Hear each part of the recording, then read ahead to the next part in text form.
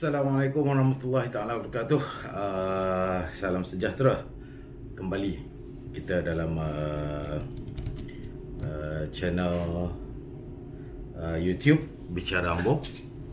Dan ya, saya mengambil masa sikit untuk orang kata buat video ni kerana kita nak bagi tenang-tenang dulu dan tak nak ada apa-apa sudut pandang yang mungkin salah, tetapi ya, rasional itu harus diletakkan di hadapan. Dan sebelum pada itu saya mohon rakan-rakan untuk sama-sama menekan subscribe di channel Bicara Ambo, dan tekan loceng apabila saya berkongsi video nanti. Sama-sama kita akan dapat notification ataupun inilah alert. Baik, saya nak bercakap dua perkara je yang terkini.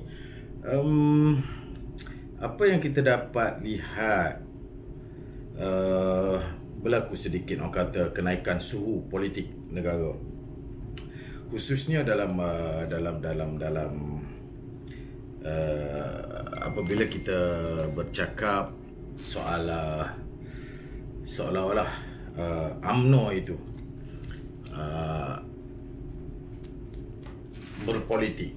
Tetapi kita kena ingat, Presiden UMNO seawalnya membuat gencatan senjata, alright? Gencatan politik khususnya. Dan itu bukan kalau kita ambil dari segi sudut positif, itu bukan orang kata hanya satu orang kata omong kosong, Itu adalah kesepakatan yang diutarakan bagi pihak UMNO. Sudah pasti presiden itu mewakili keseluruhan UMNO. Tetapi suka untuk saya ingatkan bahawasanya andai kata presiden dan biro politik ataupun MKT sahaja yang mengambil sikap untuk orang kata gencatan politik itu, tetapi rangkaian di bawah itu, cyber trooper, orang yang ada jawatan dalam UMNO di peringkat negeri, yang saya lihat orang kata semakin lantang memperjuangkan individu-individu, Saya tak nak sebutkan nama, tetapi ia telah merencatkan orang kata ajakan ataupun permintaan presiden itu untuk melakukan gencatan politik itu sendiri. Alright? Pemimpin dah tak bercakap pasal politik, pemimpin dah cool down kan temperature untuk politik, tetapi orang bawah ni yang orang kata mengeluarkan orang kata provokasi, yang mengeluarkan kenyataan-kenyataan. Dan ada, saya mohon, saya tak nak sebut orang kata nama ke apa, bukan apa, sebab kita semua berkawan, right? Tapi anda kata kalau cetusan demi cetusan itu berlaku sehingga kamu menuduh DG tak sanggup untuk mengeluarkan jumlah jangkitan COVID disebabkan arahan oleh sesetengah pihak, Dan ini saya rasa satu tuduhan yang berat dan ianya tidak harus dituturkan oleh seorang yang mewakili individu seorang pemimpin. Kita tahu dia siapa, right? Baik, saya tak nak cakap panjang itu. Tetapi apa yang saya ingin tekankan, bukan hanya UMNO yang perlu membuat gencatan senjata ataupun gencatan politik, Ianya harus datang daripada belah PPBM sendiri. Azmin Ali ke Hamzah Zainuddin ke apa, perlu orang kata menyahut seruan untuk gencatan politik. PAS juga yang sama, dan khususnya pembangkang juga harus diingatkan untuk tidak, kerana ini adalah titah yang di-Pertuan Agong, titah Seri Paduka Baginda di Pertuan Agong untuk orang-orang politik tidak berpolitik dalam keadaan negara kita memberi tumpuan khusus, tumpuan sepenuhnya kepada COVID yang orang kata melanda kita pada akhir-akhir ini. Baik, apa yang saya ingin kongsikan dengan sahabat-sahabat ialah, jika kita lihat kata suhu yang meningkat hari itu hanya disebabkan oleh Anwar Ibrahim. Alright? Itu sebab orang kata saya daripada awal dulu saya bagi tahu, saya pesan dan saya cuba berkongsi. Alright. 12 tahun untuk orang kata saya mengenali dan memperhalusi cara corak peperangan Anwar dalam politik ni. Itulah kelebihan Anwar. Kita jangan underestimate, kita jangan orang kata melihat ianya enteng. Alright, itulah kelebihan yang ada pada Anwar. Untuk apa? Dia boleh memperak-perandakan parti dengan hanya satu kenyataan. UMNO diporak-perandakan, UMNO dilihat seolah-olah orang kata mengejar apa ni, seolah-olah berpuak pecah kepada dua kumpulan. Hanya disebabkan oleh kenyataan Anwar Ibrahim. Anwar Ibrahim kata ada sokongan daripada UMNO, kalangan UMNO. Who? Anwar tak nyatakan. Dan itu kelebihan Anwar. Anwar ini dia suka untuk orang kata meletakkan tanda tanya. Dan dia akan buat orang untuk berbalah. Itu kelebihan Anwar dan itu strategi Anwar. Berkali-kali saya nyatakan itu kelebihan Anwar. Sepatutnya apabila kita mengetahui cara dan corak Anwar ini, sepatutnya kita UMNO tidak terkesan, tidak seharusnya terkesan. Kerana apa? Kerana kita tahu ianya datang daripada seorang mulut pemimpin yang kita tahu ini cara dia dan ini strateginya. Alright? Sepatutnya orang UMNO lebih jelas. Anda kata ia keluar daripada mulut Anwar, jangan percaya. Kerana itu adalah strategi Anwar dan itu juga kelebihan Anwar. Alright? Hanya dia menyatakan satu kenyataan.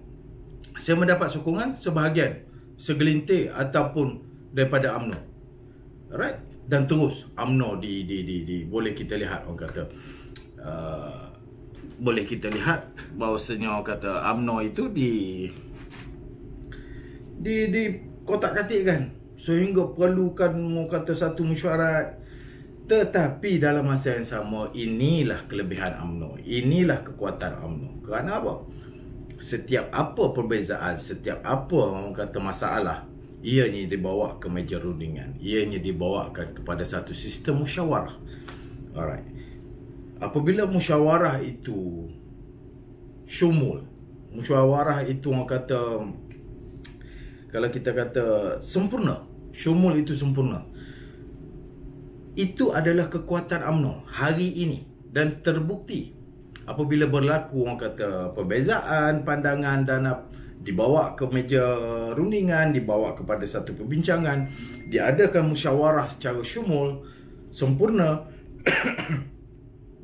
dan akhirnya ia membuahkan satu keputusan, konsensus ataupun orang kata konklusi yang boleh disepakati oleh semua pemimpin-pemimpin dan diakur. Maknanya orang kata keputusan ini akan diterima oleh ahli-ahli dan seterusnya, pemerhati-pemerhati yang orang kata friendly kepada UMNO. Itu adalah kekuatan UMNO hingga hari ini dan kita harus menerimanya. Ambil sudut positif.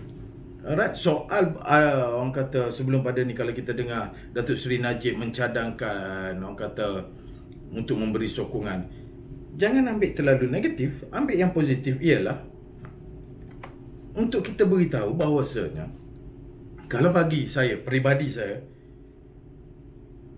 ini adalah satu perkara yang positif. Kerana apa? Kerana kita boleh memberi signal kepada kerajaan bahawasanya, istilah kalau orang kata nak ugut ke apa semua sekali, itu terpulang kepada prestasi, orang kata kita punya sudut pandang kita.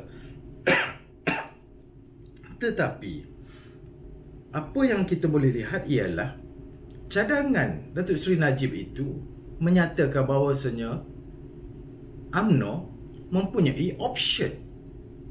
Alright? Itu satu sudut yang kita boleh pandang. UMNO mempunyai option dan option itu dibawa ke dalam satu perbincangan.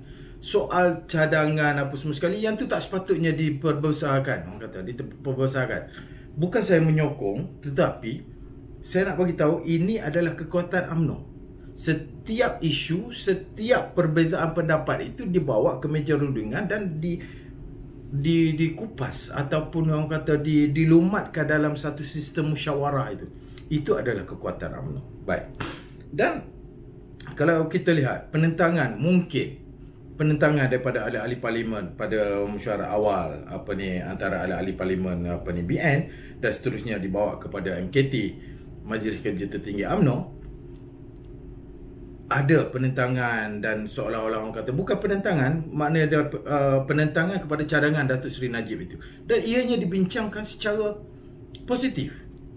Alright, dia dibincangkan secara positif, dan andai kata ketika itu kita boleh melihat bagaimana orang kata akhirnya nama Datuk Seri Ismail Sabri, alright, terkeluar bahawasanya kalau kita ambil satu sudut seolah-olah menentang Najib. No, it's not about menentang Najib. Tetapi ahli-ahli parlimen dan ahli MKT yang lain kembali kepada asas dan konsensus UMNO yang tidak pernah melalui perubahan. Sehingga hari ini konsensus tiga perkara ini yang dinyatakan berkali-kali oleh Datuk Seri Ismail Sabri ialah no DAP, no Anwar or PKR. Dan akhir sekali, setiap keputusan yang nak dibuat oleh UMNO ialah secara kolektif, mean that en bloc. Tiga asas ini maknanya penentangan kepada cadangan itu bukan penentangan orang kata tak setuju ke apa. Penentangan ialah penentangan kepada konsensus UMNO yang sedia ada itu untuk kembali kepada situ ataupun membuat perubahan kepada tiga konsensus yang telah ada ini. So maknanya keputusan hari itu ialah kembali kepada konsensus ini, mean that no DAP, no Anwar dan en bloc. Itu jelas. Tidak timbul soal Ismail Sabri menentang, no. Alright. Dan saya bercakap di sini bukan atas kapasiti apa-apa selain daripada ini adalah pandangan peribadi saya. Alright.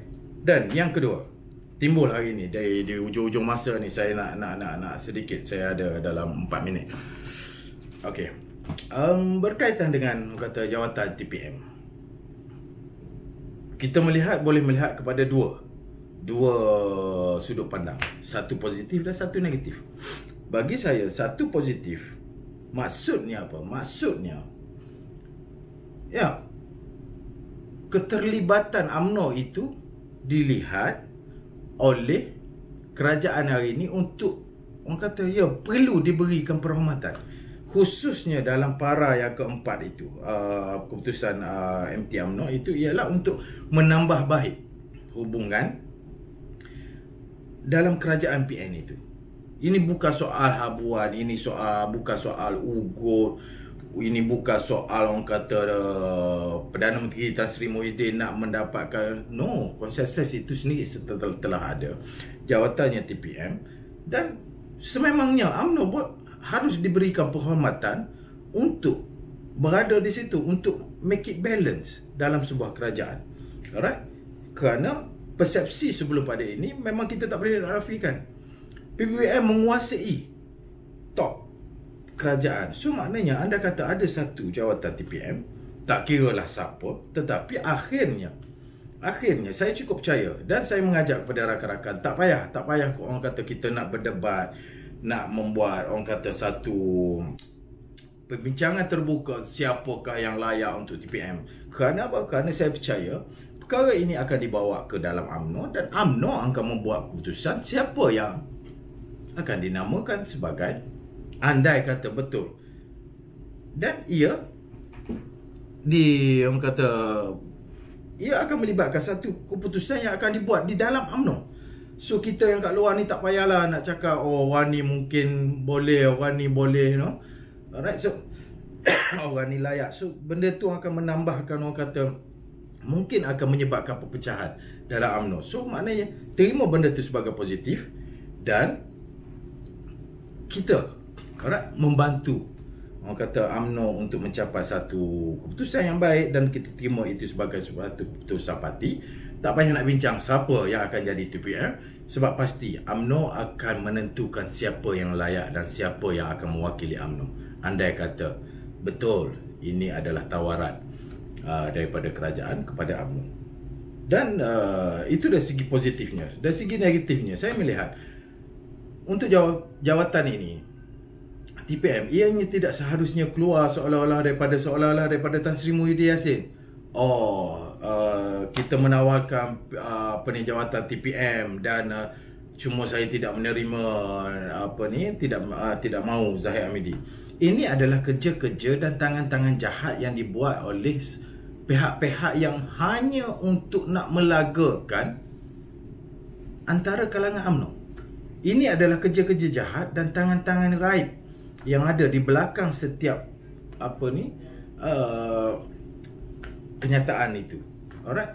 Anda kata betul lah, mungkin benda itu telah disalurkan kepada UMNO untuk dibincangkan seorang nama yang akan dilantik sebagai TPM, dan itu bersifat dalaman. PWM memaklumkan ataupun wakil daripada Tan Sri Muhyiddin Yassin memaklumkan kepada UMNO dan ianya dibincangkan secara tertutup, bukan dibincangkan ataupun dilontarkan untuk dijadikan perbincangan terbuka. Alright. Anda kata ini berlaku, saya melihat dari segi negatifnya, ini adalah usaha dan tangan-tangan jahat pihak-pihak tertentu yang cuba untuk mengganggu-gugat dan memberikan, orang kata, mewujudkan keberantakan yang berlaku dalam UMNO. Dan kita